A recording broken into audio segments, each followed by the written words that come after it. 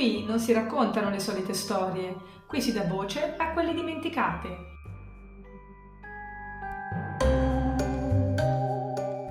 Quando senti la parola sirena, probabilmente immagini una donna bellissima, capelli lunghi, una voce dolce, una coda di pesce che scompare tra le onde, forse una creatura malinconica seduta sugli scogli, una favola romantica, qualcosa di magico ma rassicurante. Ma le sirene all'inizio non erano affatto così. Le prime sirene non nascono come principesse dell'oceano, non nascono per far innamorare gli uomini e non avevano nemmeno una coda. Erano creature strane, ibride, inquietanti, legate a qualcosa che l'uomo ha sempre temuto, il confine tra questo mondo e ciò che viene dopo. Perché le sirene non parlavano soltanto del mare, parlavano di qualcosa che chiama, di un richiamo, di un limite che forse non dovremmo superare. E la cosa più inquietante è questa: quasi ogni civiltà ha raccontato, in un modo o nell'altro, donne dell'acqua, e quando una stessa immagine ritorna così spesso, viene quasi da chiedersi se stiamo parlando davvero solo di fantasia. Perché il mare non è mai solo mare, è una soglia, e da quella soglia, da millenni, qualcuno dice di aver sentito cantare.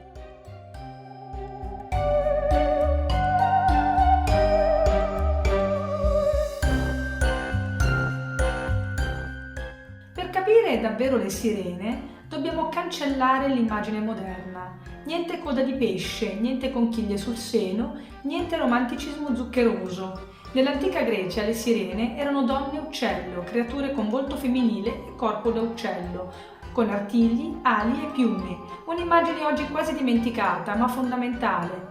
E qui la storia diventa più profonda, perché l'uccello nel mondo antico non era un dettaglio decorativo, era un simbolo dell'anima, del viaggio, del passaggio tra i mondi. Gli uccelli volano dove l'uomo non può andare, stanno tra terra e cielo, possono posarsi su luoghi dei vivi, ma anche sparire verso qualcosa di invisibile. E infatti le sirene compaiono spesso in contesti funerari, accanto alle tombe, come figure legate alla morte e all'aldilà. Non erano semplicemente mostri, erano creature liminali, creature di confine. La loro voce non era solo seduzione, era richiamo, era memoria, era forse il canto di ciò che resta quando un corpo sparisce, una presenza che accompagna ma anche spaventa. Perché ogni figura che vive sul confine porta con sé una doppia natura, può guidarti oppure può perderti, e questa è una verità dimenticata. Le sirene, prima di diventare simboli erotici o favole marine, erano figure molto più vicine al mondo dei morti che al mondo dell'amore. Stavano dove l'uomo non voleva guardare, nei luoghi del passaggio, nei punti in cui la vita si spezza e qualcosa continua, ma non sappiamo come chiamarlo. Forse è per questo che facevano paura, non perché erano brutte, non perché erano mostruose, ma perché sapevano qualcosa, perché appartenevano a un territorio che l'uomo non controlla.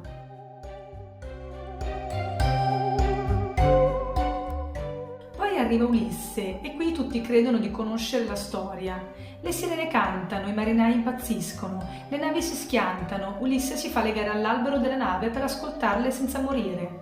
Ma non è solo questo. La cosa più interessante dell'Odissea è che le sirene non tentano Ulisse promettendogli amore, non gli promettono piacere, non gli promettono bellezza, gli promettono conoscenza. Gli dicono che sanno tutto, sanno ciò che è accaduto a Troia, sanno le sofferenze degli uomini, sanno le cose del mondo. Il loro canto non è solo una canzone sensuale, è una promessa di verità, e questa è una chiave enorme. Perché forse il vero pericolo delle sirene non è il corpo, è sapere troppo. Ulisse non vuole semplicemente vedere delle creature proibite, vuole ascoltare ciò che nessun uomo dovrebbe ascoltare. Vuole attraversare una soglia senza pagarne il prezzo e allora si fa legare, non perché non desidera il canto, ma perché lo desidera troppo. Lui vuole sentire, vuole conoscere, vuole spingersi oltre, ma sa che quella voce potrebbe portarlo via. Questa è la parte che spesso viene banalizzata. Le sirene non rappresentano solo la seduzione femminile, come è stato ripetuto per secoli, rappresentano il richiamo dell'ignoto, il fascino della verità proibita, quel momento in cui qualcosa ti attira proprio perché sai che potrebbe distruggerti. E Ulisse, in fondo, è l'uomo moderno prima dell'uomo moderno. Non fugge dal mistero, vuole sentirlo, vuole sfidarlo, ma deve essere legato perché alcune conoscenze non si attraversano indenni. Forse il canto delle sirene è questo, la voce di tutto ciò che chiama oltre il limite.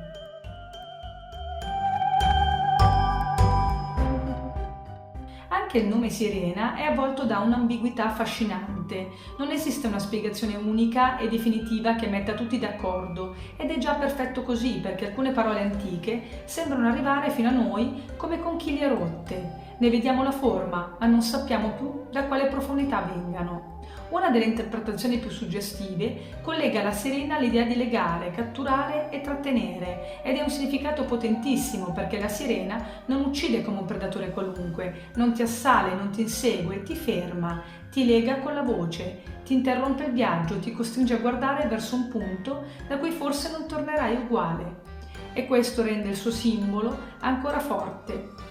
La sirena non è solo una creatura, è una forza, è qualcosa che ti prende dall'interno, non ti trascina con le mani, ma con il desiderio, non ti obbliga, ti chiama, ed è per questo che è più pericolosa di un mostro, perché un mostro lo vedi arrivare, una voce invece può sembrare una salvezza.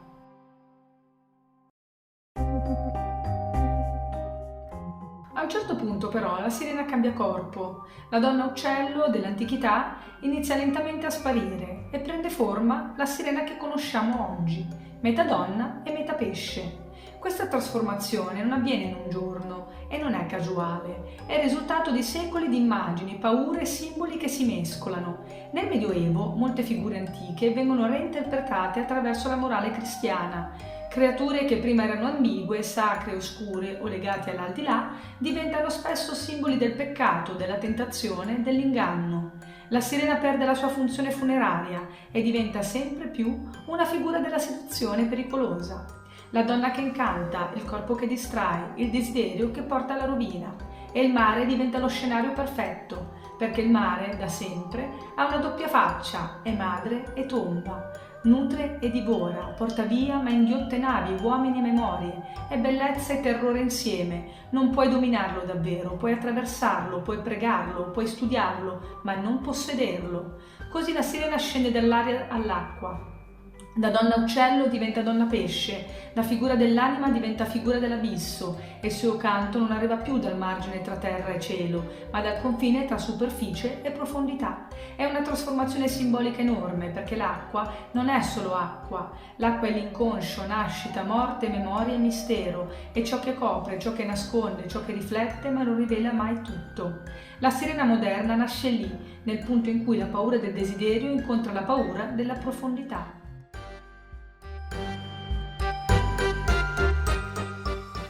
Poi c'è l'Italia, perché questa storia non appartiene solo alla Grecia o ai racconti nordici. Le sirene sono entrate anche nella nostra terra, nei nostri nomi. Napoli, secondo la leggenda, nasce da una sirena, Partenope. La storia racconta che Partenope fosse una delle sirene che tentarono Ulisse. Quando Ulisse riuscì a resistere al canto, lei si lasciò morire e il suo corpo venne trasportato dalle onde fino al golfo di Napoli.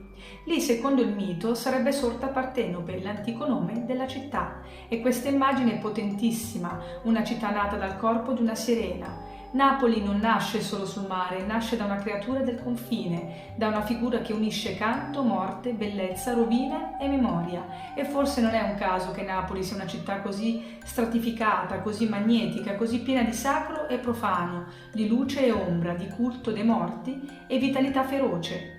Partenope non è solo una leggenda decorativa, è un mito fondativo, è come se Napoli portasse nel suo sangue simbolico la voce della sirena, una bellezza che incanta, ma che non si lascia mai addomesticare.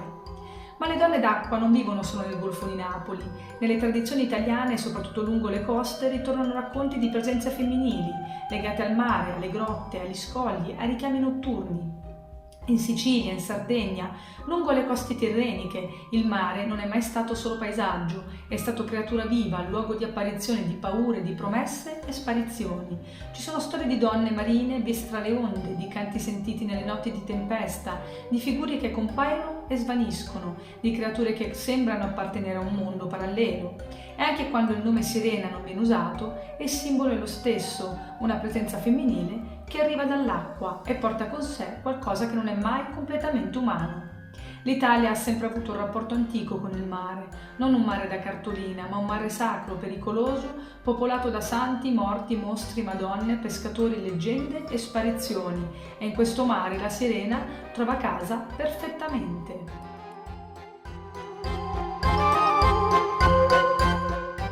Se ci spostiamo fuori dall'Italia, la storia diventa ancora più interessante, perché scopriamo che la sirena è solo uno dei volti di un archetipo molto più grande, la donna d'acqua.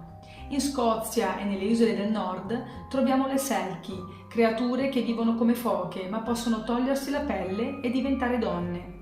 Le storie sulle selchi sono bellissime e tristissime, spesso raccontano di uomini che rubano la loro pelle per costringerle a restare sulla terra, a diventare mogli, vivere una vita umana. Ma una selkie non appartiene davvero alla terra, prima o poi, se ritrova la sua pelle, torna al mare. E qui il simbolo è fortissimo. La pelle della foca non è solo un travestimento, è identità, è libertà e memoria di ciò che si è davvero. Togliere la pelle a una selkie significa separarla dalla sua natura, costringerla in una forma che non le appartiene. Ed è forse per questo che queste storie colpiscono ancora oggi. Parlano di donne catturate, addomesticate, trasformate in qualcosa che non sono, ma parlano anche del richiamo della propria vera natura, che prima o poi torna. Nell'est Europa invece troviamo le rusalchi, spiriti femminili dell'acqua, spesso legati a morti tragiche, amori spezzati, giovani donne morte prima del tempo. Le rusalchi possono essere bellissime, seducenti, ma anche vendicative. Non sono semplicemente sirene slave, sono presenze cariche di dolore, memoria, rabbia e malinconia. Vivono vicino ai fiumi, ai laghi, alle acque ferme. E anche qui torna lo stesso tema, l'acqua come luogo dei morti, delle emozioni non risolte, dei desideri rimasti sospesi. Poi ci sono le donne d'acqua di tante altre tradizioni, spiriti dei fiumi, dei marine, creature lacustri, ninfe, fate acquatiche. Cambiano i nomi, cambiano i paesi, ma il cuore del mito resta simile, una figura femminile legata all'acqua, bellissima e pericolosa, capace di attrarre l'essere umano verso un punto di trasformazione.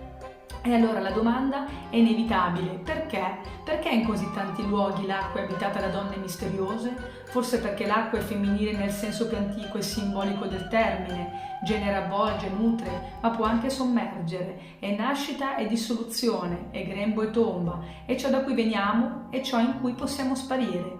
La donna d'acqua è il volto umano di questa ambivalenza, è il mare che ti parla con una voce.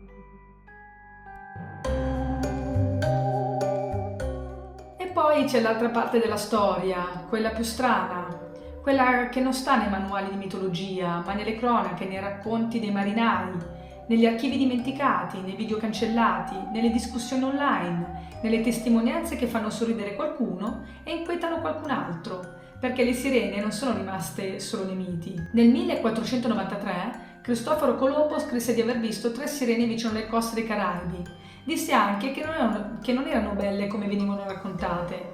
Molti oggi pensano che probabilmente avesse visto delle amantini, ed è possibile, ma la cosa interessante non è solo cosa vide davvero Colombo. La cosa interessante è che davanti a una creatura marina sconosciuta, la mente andò subito lì, alle sirene.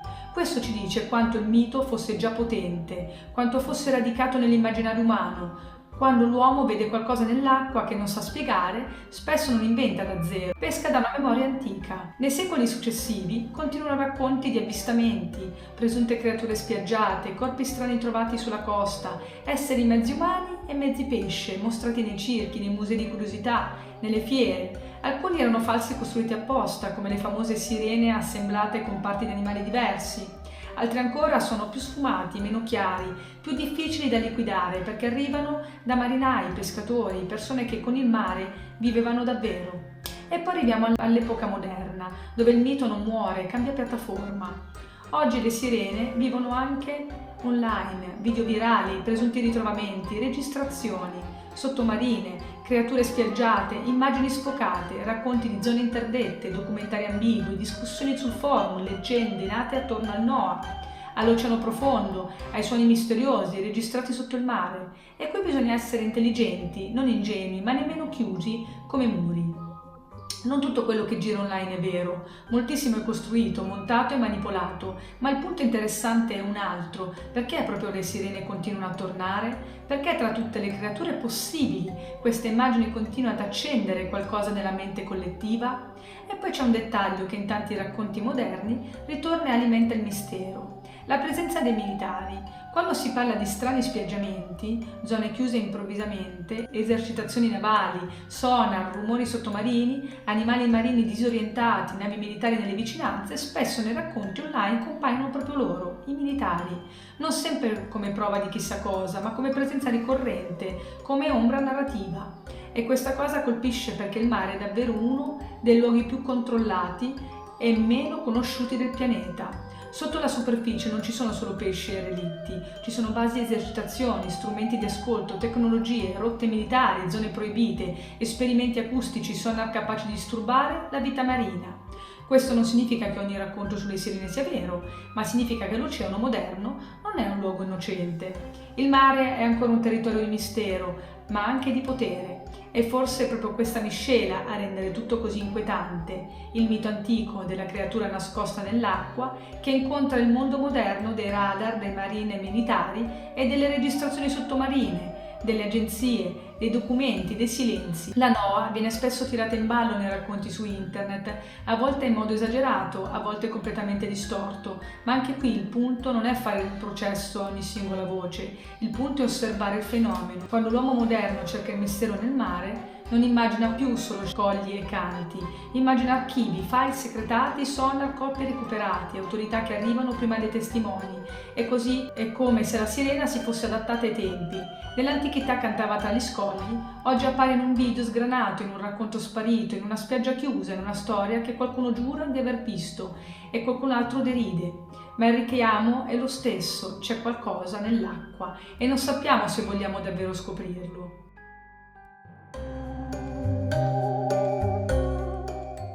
Poi c'è una domanda strana, una di quelle domande che la scienza prova a spiegare, ma che lascia comunque aperta una sensazione difficile da ignorare.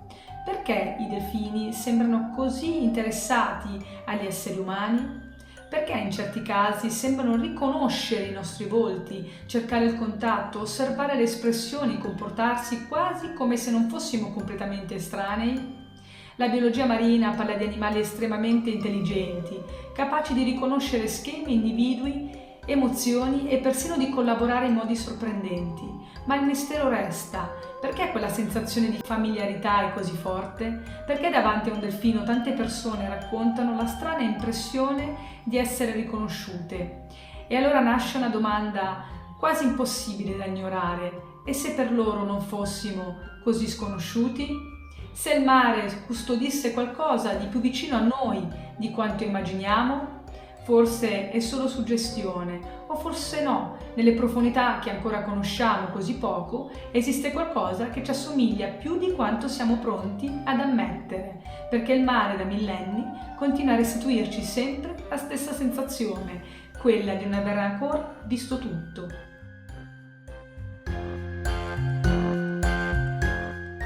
Forse le sirene ci affascinano ancora oggi perché non sono mai state solo creature fantastiche, sono simboli viventi. La sirena è ciò che desideriamo e temiamo nello stesso momento, è la voce che ci chiama quando siamo stanchi della terraferma, delle regole, della vita ordinaria, è il richiamo di un altrove, di una libertà pericolosa, di un sapere che non passa dalla ragione, ma dall'istinto. A livello psicologico la sirena è l'inconscio che canta, è quella parte di noi che resta sommersa, che non parla con parole normali, ma con immagini, sogni, ossessioni, attrazioni improvvise. È ciò che emerge quando perdiamo il controllo, quando qualcosa ci affascina senza che sappiamo spiegare perché. A livello spirituale, invece, è una creatura di soglia, non appartiene a un solo mondo, non è completamente umana, non è completamente animale. Non è completamente mostro e non è completamente dea, sta nel mezzo e tutto ciò che sta nel mezzo disturba perché ci costringe ad ammettere che la realtà non è fatta solo di categorie pulite.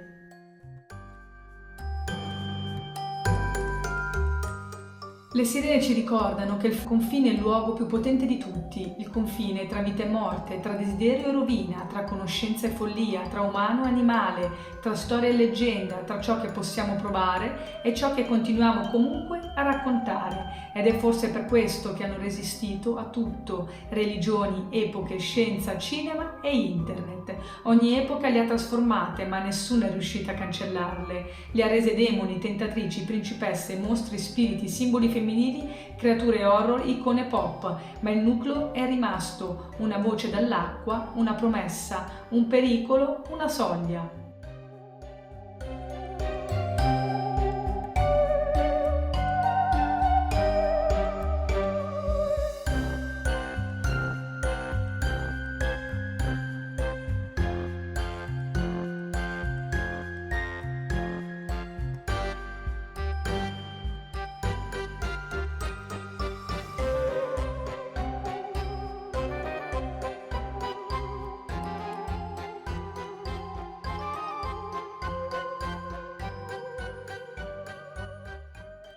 Se ti piacciono le storie che non vengono addolcite, iscriviti al canale e lascia un like. Qui si raccontano le storie che non finiscono nei libri per bambini.